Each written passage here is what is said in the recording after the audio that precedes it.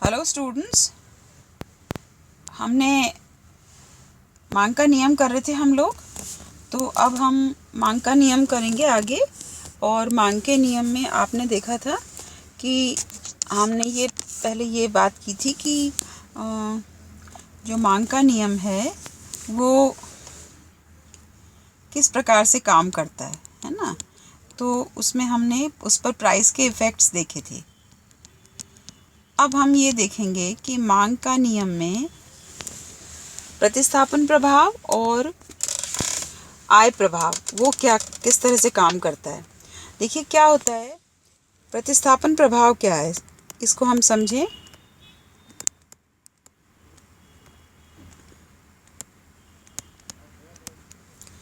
तो प्रतिस्थापन प्रभाव जो है वो किसी भी वस्तु की कीमत घटने पर अन्य वस्तुओं की कीमतें अगर स्थिर रहती हैं तो जिस वस्तु की कीमत घटती है वो तुलनात्मक रूप से सस्ती हो जाती है, ठीक है, जिससे उपभोक्ता अन्य वस्तुओं के स्थान पर कुछ सीमा तक प्रतिस्थापन करने लगते हैं। जैसे आप ये समझें कि मान लीजिए एक्स वस्तु है और एक वाई वस्तु है। एक्स वस्तु भी 5 रुपए की ही आती है और वाई वस्तु भी 5 रुपए की आती है। अब मान लीजिए एक्स वस्तु की कीमत 4 रुपया हो गई, तो पहले जो दोनों बराबर थे वो अब क्या हो गया कि y की तुलना में अब x सस्ता हो गया, ठीक है। तो और सस्ती चीज़ हमेशा ज़्यादा खरीदी जाती है ना, मांग बढ़ती है सस्ती चीज़ों की। तो हो सकता है कि y के स्थान पर भी अब थोड़ा बहुत x खरीदा जाए। तो कुछ रुपया y में से निकाल कर हम अगर उपभोक्ता x में डाल देता है सिर्फ इसलिए कि वह सस्ता है, तो इसको हम कहेंगे प्रतिस्थापन प्रभाव। इसी प्रकार से हम देख सकते हैं आय प्रभाव।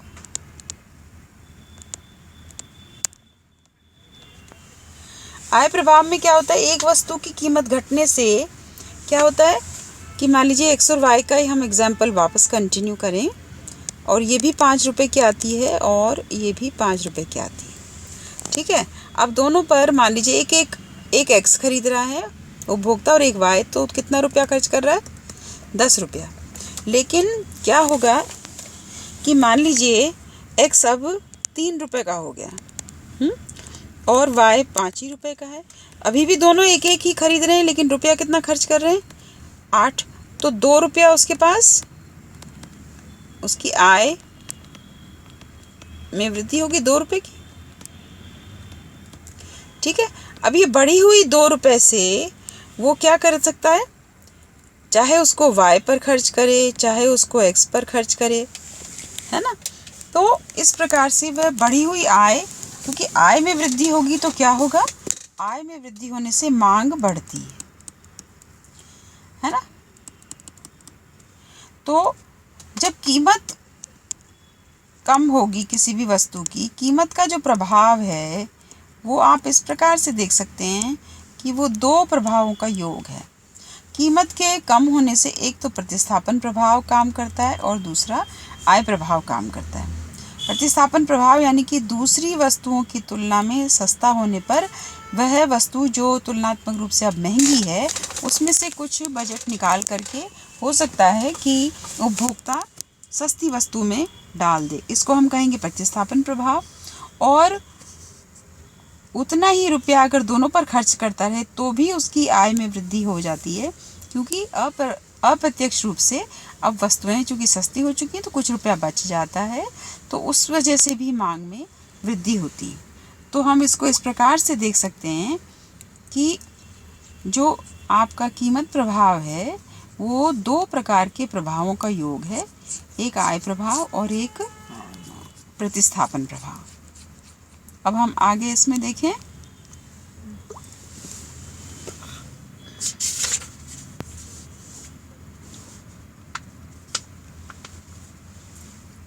आगे इसमें हम बात करेंगे मांग के नियम के अपवादों की। मांग के नियम में अपवाद इस प्रकार से, हम अपवाद का अर्थ है कि वहाँ जहाँ मांग का नियम काम नहीं करता, है ना, यानी कि कीमत के बढ़ने पर मांग घटनी चाहिए और कीमत के घटने पर मांग बढ़नी चाहिए, लेकिन ऐसा कुछ वस्तुओं के लिए नहीं होता। एक तो गिफिन गुड्स हैं, जिसको हम गिफिन विरोधाभास कहते हैं, है ना। गिफिन विरोधाभास का अर्थ यह है कि कुछ वस्तुएं इतनी उनकी जो क्वालिटी है वो बहुत निम्न होती है ना। तो क्वालिटी चूँकि बहुत गिरी हुई नीची क्वालिटी की चीज़ें होती हैं वो, तो ऐसे में अगर किसी भी वस्तु की कीमत उनकी चाहे कीमत कम भी हो, लेकिन उनकी क्वालिटी अच्छी न होने के कारण वह बहुत गरीब तबका ही उसका इस्तेमाल करता है। आप ऐसे समझें कि जैसे एक तो देशी घी है ना, और एक वनस्पति घी है।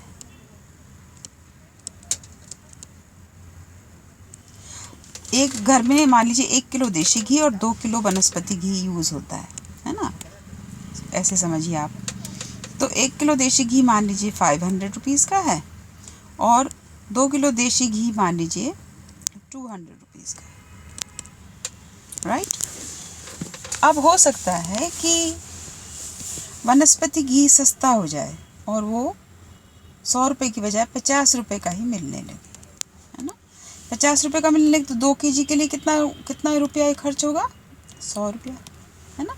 तो हम ये समझेंगे कि इसकी कीमत कम होने से इसकी मांग बढ़ जाएगी, लेकिन चूँकि वनस्पति घी जो है वो लो क्वालिटी का है, तो हो सकता है कि क्या करे कोई भी उपभोक्ता कि वनस्पति घी 1 किलो ही खरीदे, राइट, 50 रुपये में, और उसके पास कितना रुपया बच जाएगा 200 में से?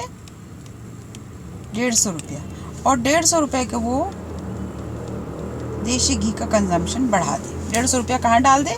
देशी घी में डाल दे। तो ऐसे में इसको हम कहेंगे गिफिन विरोधाभास, राइट। ऐसे में ऐसी वस्तुओं का यूजुअली जो बहुत घटिया होती हैं, क्वालिटी वाइज लो होती हैं, तो जैसे कोई व्यक्ति ठेले पे भी कपड़े मिलते हैं, छोटी दुकानों पे भी मिलते हैं, बड़ी दुकानों पर भी मिलते हैं, तो ऐसे में इस प्रकार का निर्णय लिया जा सकता है। फिर कुछ वस्तुएं होती हैं जो कि प्रतिष्ठा सूचक वस्तुएं होती हैं।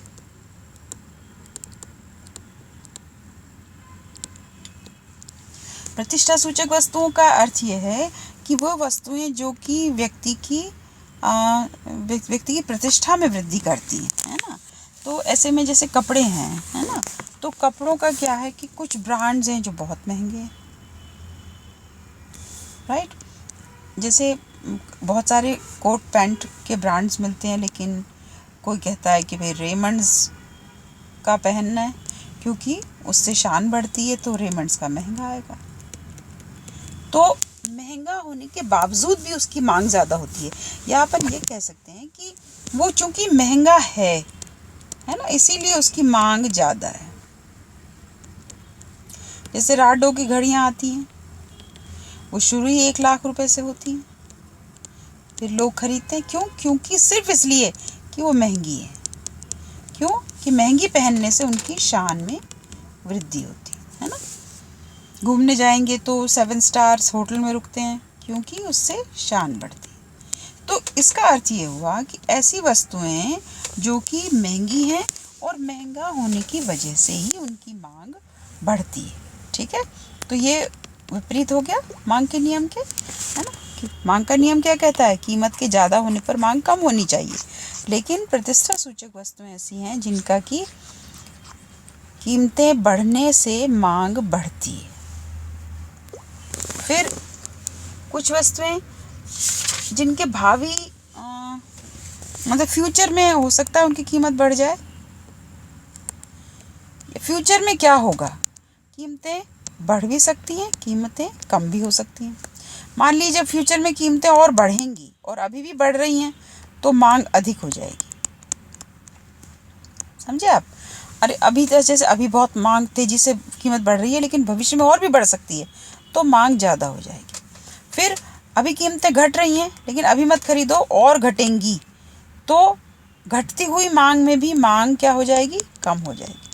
तो फ्यूचर में अगर कीमतें घटेंगी तो मांग कम हो जाएगी। फ्यूचर में अगर ऐसा अनुमान है कि इस वस्तुओं की कीमतें बढ़ेंगी तो मांग बढ़ जाती है ना। इस पर भी मांग का नियम अपवाद स्वरूप यहाँ लागू नहीं होता। फिर वस्तु की गुणवत्ता या क्वालिटी में सुधार का प्रभाव। उपभोक्ता यह सोचने लगे कि वस्तु की किस्म में सुधार हो गया है तो भी वह कीमत बढ़ने पर उसकी मात्रा ज़्यादा खरीद सकता है ना।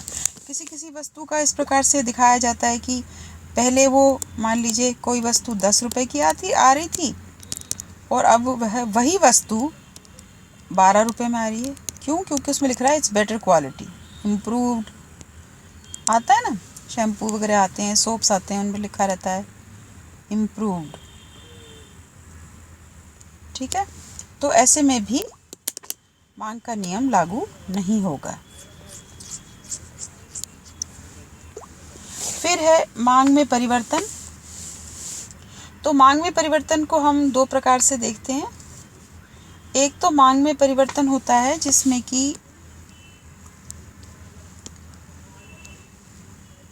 कीमत का प्रभाव पड़ेगा, है ना। इधर हम प्राइस ले लें और इधर डिमांड। अब मान लीजिए प्राइस की वजह से ये डिमांड है, ये P1 पर, ये D1 डिमांड है, प्राइस कम हो गई तो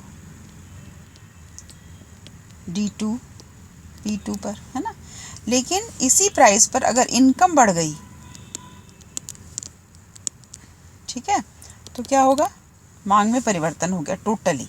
क्यों हो गया? इसी प्राइस पर ज़्यादा मांग क्यों बढ़ गई? क्योंकि इनकम बढ़ गई। तो जब प्राइस के अलावा अन्य चीज़ों, अन्य बातें जो हमने कहा था ना स्थिर रहने पर, उनमें अगर वृद्धि हो जाती है, उनमें चेंज आता है, तो there is change in demand. उसको हम कहेंगे प्राइस में परिवर्तन। ठीक है,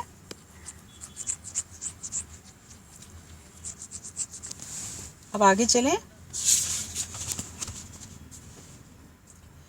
एक वैयक्तिक मांग वक्र होता है और एक बाजार का मांग वक्र। हम कहते हैं कि वैयक्तिक मतलब एक व्यक्ति का, एक उपभोक्ता का मांग वक्र मान लीजिए ये है पर्टिकुलर प्राइस पर, एक दूसरे उपभोक्ता का मांग वक्र ये है।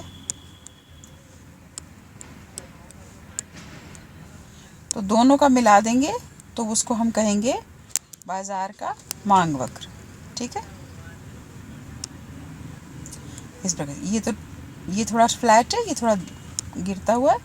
इस प्रकार से दोनों को मिला करके हम इसको कहेंगे बाजार का मांग वक्र, है ना। Demand work for market and ये डिमांड वर्क फॉर उपभोक्ता 2, ये डिमांड वर्क फॉर उपभोक्ता 1। यानी कि बाजार का जो मांग वक्र है बेसिकली वो सभी उपभोक्ताओं के मांग वक्र का जोड़ है। ठीक है, का जोड़ है। तो बाजार का मांग वक्र एक कलेक्टिव या योग है। ठीक है, ये आपका मांग का नियम कंप्लीट हुआ। इसको आप चैप्टर को अच्छे से पढ़ लीजिए, समझ लीजिए। कोई समस्या हो तो उसके बारे में आप बात कर सकते हैं।